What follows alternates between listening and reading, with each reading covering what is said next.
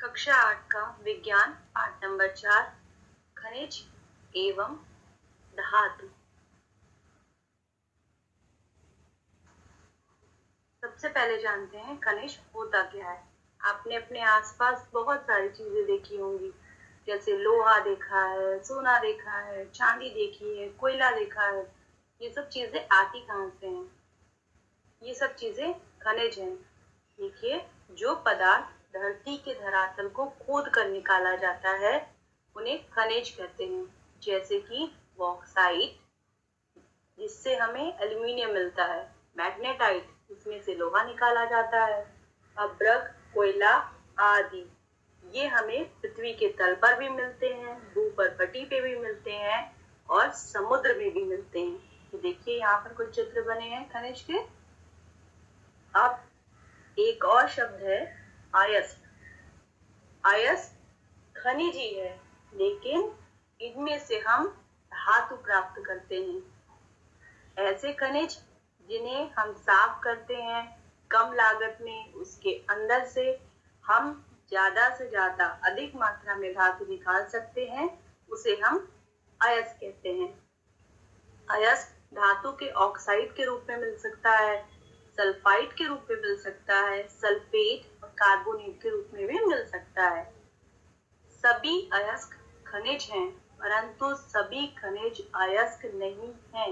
ये बात नोट कर लीजिए, सभी अयस्क खनिज हैं, क्योंकि खनिज से ही हम धातु प्राप्त करते हैं, और जिसमें से ज्यादा धातु मिलेगी कम लागत में, वो अयस्क कहलाएगा। परंतु सभी खनिज अयस्क नहीं हैं। सभी खनिज में से हमें ज्यादा मात्रा में धातु प्राप्त नहीं होती है, इसलिए सभी खनिज को हम अयस्क नहीं कह सकते। अब आते हैं धातु कण पर। जब हम अयस्क लेकर आते हैं फैक्ट्री में या कारखानों में, उसे साफ किया जाता है। उसमें से हमें धातु नहीं मिल सकती तुरंत, तो उसे साफ करने के लिए, शुद्ध करने के लिए कुछ क्रियाएं की जाती हैं, विज्ञान लगाया जाता है, और उसी कर्म को हम कहते हैं धातु कर्म। एक बात और नोट करने लायक है कि सभी धातुएं मुक्त अवस्था में तो मिलती नहीं, या तो अयस्क के रूप में मिलती है या खनिज के रूप में।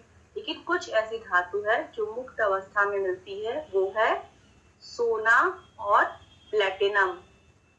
बहुत कम मात्रा में मिलता है और मुक्त अवस्था में मिलता है, इसीलिए बहुत महंगा है ये। चलिए अब जानते हैं धातु और अधातु में भौतिक अंतर क्या है। जब हम अयस्क को शुद्ध करते हैं तो उसमें या तो हमें धातु प्राप्त होती है या तो अधातु प्राप्त होती है। अब कैसे पहचानेंगे कौन सी वस्तु धातु है और कौन सा पदार्थ अधातु? तो आइए दोनों के भौतिक गुण में अंतर पता करते हैं।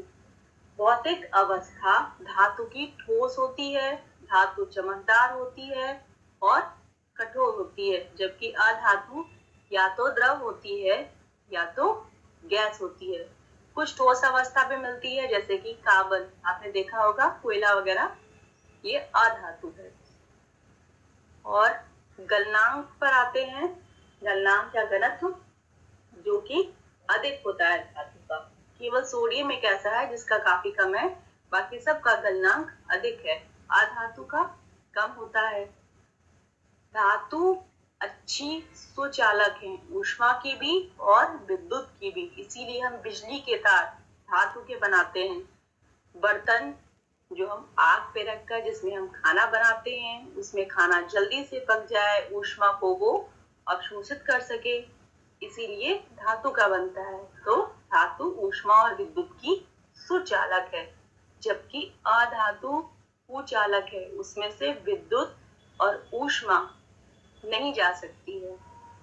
आघातवर्धीयता और तन्यता दो ऐसे गुण हैं जो धातु में होते हैं। आघातवर्धीयता का मतलब होता है धातु को पीट पीट कर पतली चादरों में बदलना।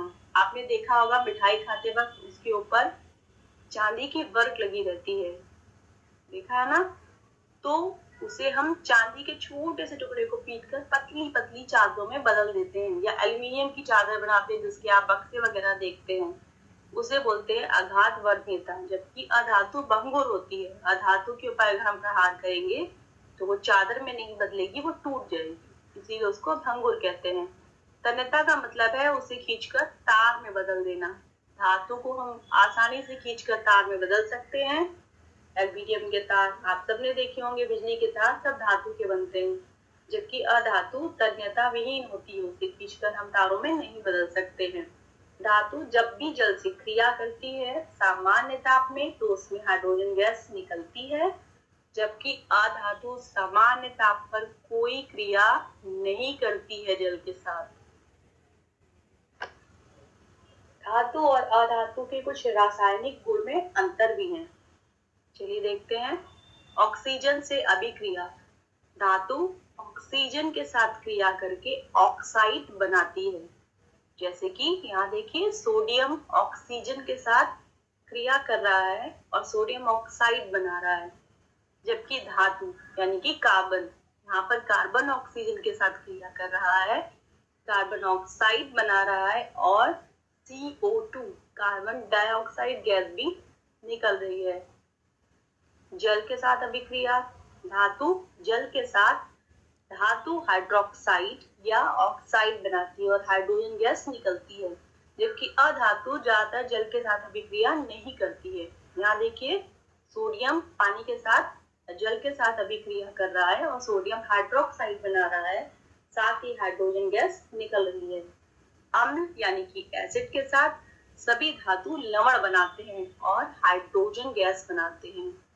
जिंक जब HCl से रिएक्ट करता है या अभिक्रिया करता है तो जिंक क्लोराइड बनाता है, जो कि एक लवण है, और इसके साथ हाइड्रोजन गैस निकल जाती है। यहाँ पर एक अधातु का उदाहरण दिया है सल्फर। इसमें देखिए हाइड्रोजन गैस नहीं निकल रही है, इसमें एक अन्य अम्ल और बन रहा है। जब हम इसे नाइट्रिक एसिड HNO3 के साथ क्रिया कराते हैं तो ये सल्फ्यूरिक अम्ल H2SO4 बनाता है, साथ ही इसमें सल्फर डाइऑक्साइड गैस निकलती है, NO2 गैस निकलती है और जल निकल रहा है। यहाँ पर इसमें हाइड्रोजन गैस नहीं निकलती, जबकि धातु जल के साथ और अम्ल के साथ दोनों के साथ जब क्रिया करता है तो हाइड्रोजन गैस निकलती है।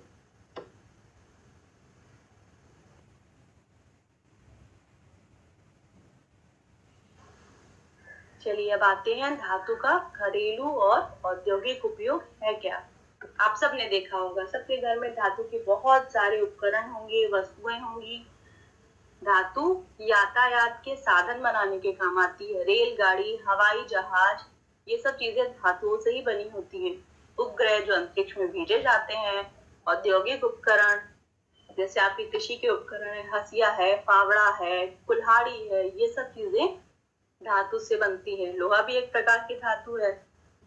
घरेलू बर्तन बनाने में घर का तवा, कढ़ाई, एल्यूमीनियम का कुकर, ये सारी चीजें धातु से ही बनती हैं। विद्युत उपकरण, क्योंकि धातु सुचालक है विद्युत की, इसलिए उसका उपयोग करते हैं हम विद्युत के उपकरण बनाने के लिए। आभूषण और पैकिंग के लिए पन्नियां बनाने में हम आभूषण बनाते हैं, सोने के, चांदी के, ये सब धातु है। और एल्यूमिनियम की पतली पतली पन्नियां आती है, जिन्हें फॉइल भी कहते हैं, उनको पैकिंग के लिए इस्तेमाल किया जाता है। अब जानते हैं संक्षारण। धातु है तो हमारे काम की बहुत, लेकिन कभी कभी उसमें हमें नुकसान भी उठाना पड़ता है अगर हम उसे ध्यान ना दे तो। कभी कभी क्या होता है, आप सब ने देखा होगा कि लोहे की कढ़ाई में भूरे रंग की परत चढ़ जाती है। बारिश के मौसम में ऑक्सीजन से क्रिया करके उसे हम जंग कहते हैं या मोर्चा लगना कहते हैं। इससे धातु कमजोर हो जाती है, इसी को कहा जाता है धातुओं का संक्षारण। ये केवल लोहे में ही नहीं होता, जस्ते में भी आपने देखा होगा कि उसके ऊपर एक सफेद रंग की परत लग जाती है, वो भी संक्षारण है। क्या हम इसे रोक सकते हैं? हाँ, बिल्कुल रोक सकते हैं। चलिए जानते हैं संक्षारण से हम क्या क्या उसके लिए उपाय हैं, क्या क्या हम बचाव कर सकते हैं। सबसे पहला तो हमारे पास जो भी धातु की वस्तु है उस पर हम पेंट का लेप चढ़ा दें। साइकिल पे देखिए आप सब पेंट करते हैं, उससे क्या होता है, उस पर मोर्चा नहीं लगता, जंग नहीं लगता। दूसरा है ग्रीस या तेल लगाकर। हम धातु के ऊपर ग्रीस लगा दें, तेल लगा दें तब भी उसका संक्षारण नहीं होगा।